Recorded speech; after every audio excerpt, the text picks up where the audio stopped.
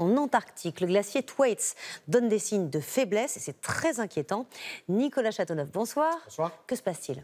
Alors, le glacier Thwaites, en fait, est le plus large du monde. Il déverse dans l'océan sur un front de 120 km. Il se trouve d'ailleurs, ce glacier Thwaites, au pôle sud, à l'ouest de l'Antarctique. Vous le voyez sur la carte. Alors, il a l'air petit ici, mais en fait, il fait quand même la taille de la Grande-Bretagne. Et il a un rôle clé, ce glacier, parce que sa position fait de lui une sorte de bouchon qui retient la calotte de l'ouest de l'Antarctique, vous voyez ici en bleu, et qui empêche cette énorme masse de glace de s'écouler dans l'océan. Or, le glacier Thwaites recule d'1 kilomètre chaque année, ce qui est très rapide, et il déverse des milliards de tonnes de glace dans la mer, on le voit ici.